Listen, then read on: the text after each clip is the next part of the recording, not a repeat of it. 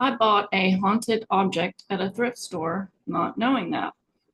So this was several years back, and I was in between jobs and I was kind of bored. And so, in order to occupy my time when I wasn't looking for a job, I was going to thrift stores and just buying little odds and ends just to occupy my time. So I had gone to this thrift store and I picked up a wooden platter. And, I didn't think too much of it. I thought, you know what, I can put candles on this, I can put some potpourri, anything, So I thought it'll be a nice addition to my house. So I took it home, and just to let you know, this platter was from Haiti. It had a little tag on the back that said made in Haiti. So I knew that's where it was from. But again, I did not think anything of it.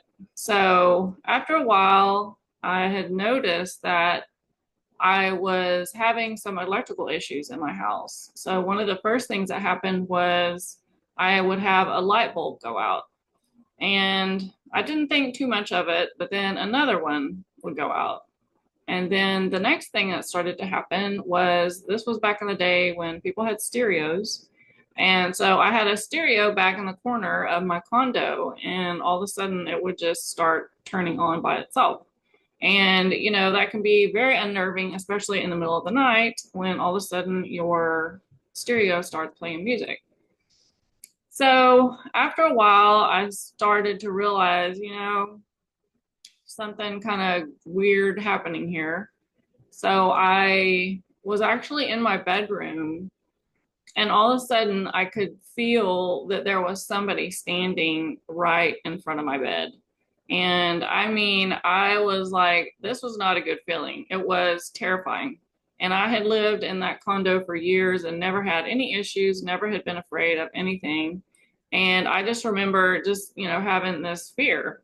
Now, this was before my awakening, before my psychic gifts really opened up and I had any kind of familiarity of what to do. So at that time, I just thought, oh my gosh, there's something here. I don't know what to do with it. And then I thought, you know what? Maybe I'll get in my car and drive to my parents' house and spend the night there. But then I thought, you know what? This thing's probably going to follow me there. So I better just stay here and rough it out until the morning. And then I'll go buy some sage because that's the only thing at the time that I knew in order to get rid of it. So I ended up going to sleep terrified with my light on. And then the next day, I went over to a crystal store where I knew that they sold sage. I picked up some sage, I took it home, I lit it, and I was just going around my condo, airing out the place with some sage. And as soon as I went over to where the stereo was, the stereo decided to turn on. And I was like, nope, you're out of here. Get out of here. I'm done. You're not going to stay here anymore. And so after that, I did not have any problems. But at the time, I was very confused. I'm like, I don't know what that was. And so over the years, I started to understand more about, the differences between entities or ghosts or whatever you may experience in these other realms. And so one of the telltale signs that you have a ghost is that they will utilize the electrical systems in your house, and they do that in order to build up their energy. And so that's what ended up happening with me when this, entity that was attached to this platter started taking the electrical energy, then I could feel its presence more. So that's why suddenly I was able to feel it standing at the foot of my bed. So that was the first time that I brought a ghost home. So this is just to let you know that if you do pick up stuff from a thrift store, that you may end up bringing more than what you bargained for. So I'm more aware of that now, and so when I bring stuff home, if I remember, I will sage it to make sure that it's cleansed.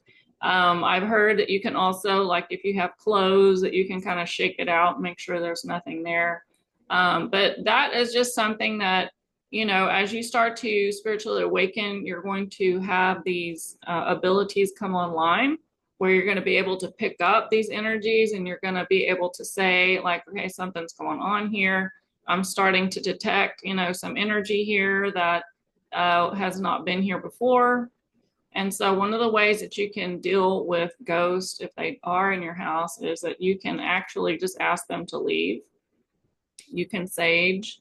One thing that I have been doing lately, which is new practice, I've been putting salt in the corners of my house to clear out negative energy, and also across the threshold of the door.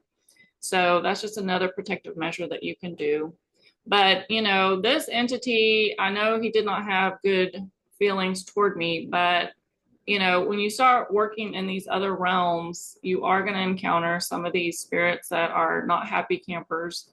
And, but you don't need to be afraid that they don't have any power over you.